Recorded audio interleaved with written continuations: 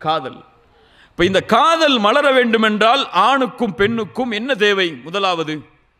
முதல் தேவை, கடைசி வரைக்கும் இந்த காதலோடு அன்போடு வாழணும்னு சொன்னா வார்த்தை, போர்டு ரொம்ப முக்கியமானது. ஒரு கணவன் மனைவியுடைய வாழ்க்கையில் உரையாடப்படுகின்ற உரையாடல்கள் மிக முக்கியமானது. ஒரு மனைவியை பொறுத்தவரை, ஒரு பெண்ணை பொறுத்தவரை எப்போதுமே தன் கணவன் தன்னோடு அன்பாக பேச வேண்டும் என்று விரும்புவாள். எப்போதுமே தன் கணவன் தன்னைத்தான் முதல் ரேங்கில் வச்சிருக்கணும்னு நினைப்பார். வேற எந்த பெண்ணை பற்றியும் என் கணவன் என்கிட்ட வந்து பேசக்கூடாது. பேசினா என்ன நடக்கும்? நமக்கெல்லாம் தெரியும் என்ன நடக்கும். விரும்ப மாட்டா ஒரு பெண் இயற்கையாகவே.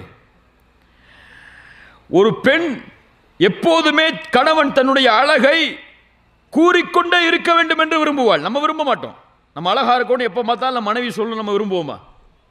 விரும்ப மாட்டோம். எப்போதுமே நீ எனக்கு ஐ லவ் யூ சொல்லணும்னு விரும்புவோமா? விரும்ப மாட்டோம். ஆனால் ஒரு பெண் எப்போதுமே தன் கணவன் தன்னை நேசிக்கிறேன், நான் உன்னை நேசிக்கிறேன், நான் உன்னை நேசிக்கிறேன், நான் உன்னை நேசிக்கிறேன் 10 நிமிஷம் முன்னாடி தான் சொல்லியிருப்போம். அரை மணி நேரம் சொல்லலான்னு சொன்னால் அடுத்து கேட்பாங்க ஏன் இதை சொல்லலன்னு சொல்லி. ஒரு பெண் இயற்கையாக அதை விரும்புவாள். ஒரு பெண் இயற்கையாக அதை நேசிப்பாள். ஆனால் அதை வெளிப்படுத்துவதற்கு எம்முடைய ஆண்களில் பலர் தயங்குகிறார்கள்.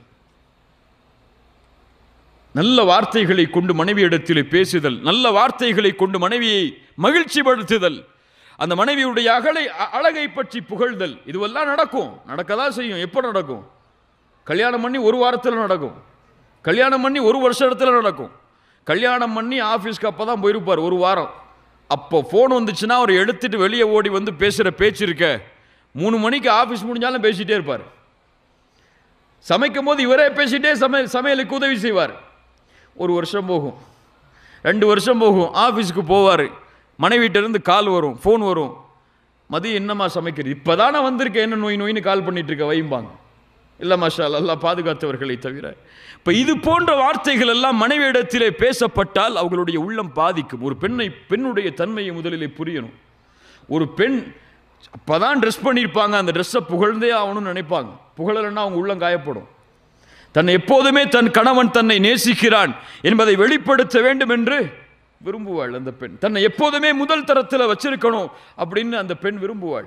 ரசூலுல்லாஹி ஸல்லல்லாஹு அலைஹி வஸல்லம் அவர்களுடைய வாழ்வை கவனியுங்கள். அல்லாஹ்வுடைய தூதர் ஸல்லல்லாஹு அலைஹி வஸல்லம் எமக்கெல்லாம் ஒரு முன்மாதிரி. அல்லாஹ்வுடைய ரசூல் தங்களுடைய மனைவிமார்களிடத்தில் எப்படி பேசினார்கள் என்று கவனியுங்கள். ரசூலுல்லாஹி ஸல்லல்லாஹு அலைஹி வஸல்லம் ஒரு முறை ஆயிஷா ரலியல்லாஹு அன்ஹா அவர்களை பார்த்து சொன்னார்கள், ஆயிஷா, நீ எப்போது என் மீது பொருந்திருக்கிறாய்? எப்போ என் மேலே கோவப்படாமல் இருக்க? எப்போ என் மேலே கோவமாக இருக்குன்னு எனக்கு தெரியும். நான் பேசுகிறாங்க தன் மனைவிட்ட. ஆயிஷா ரலியல்லாஹு அன்ஹா சொன்னாங்க, அல்லாஹ்வுடைய தூதரே, உங்களுக்கு எப்படி தெரியாது? நான் எப்படி கோவமாக இருக்கேன், நான் எப்போ உங்கள் மேலே பொருத்தமாக இருக்கேன் அப்படின்னு உங்களுக்கு எப்படி தெரியும்? ரசூலுல்லாஹி ஸல்லல்லாஹு அலைஹி வஸல்லம் சொன்னார்கள், ஆயிஷா, நீ என் மீது பொருத்தத்தோடு இருந்தால் நீ சொல்லுவாய், முஹம்மதின் இறைவனின் மீது நான் சத்தியம் செய்கிறேன் என்று. நீ என் மீது கோபத்தோடு இருந்தால் நீ சொல்லுவாய், இப்ராஹீமின் இறைவனின் மீது சத்தியம் செய்கிறேன் என்று. சுப்ஹானல்லாஹ். இன்னொரு உறவு பாருங்கள்.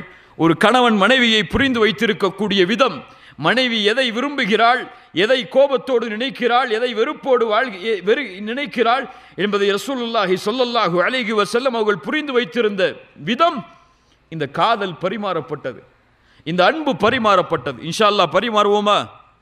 40 வயசு 45 வயசாக இருந்தாலும் ஐ லவ் யூன்னு சொல்கிறதுல தப்பு இல்லை. டார்லிங்னு மனைவியை கூப்பிட்றது தப்பு இல்லை.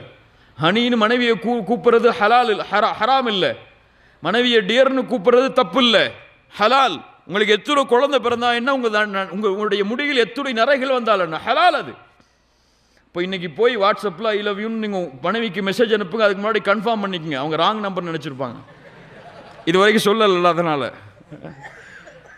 அல்லாஹ் ரப்புல் ஆலமீன் இப்படி ஹலாலாக வாழ்வதற்கு எமக்கு வழிகளை கொடுத்தும் மகிழ்ச்சியை நம்ம வேற எங்கேயோ தேடிட்டு இருக்கோம். மனைவியை நீங்கள் ராணி மாதிரி வச்சிங்கன்னா 40 வயசு வரைக்கும் நீங்கள் ராஜா மாதிரி இருப்பீங்க.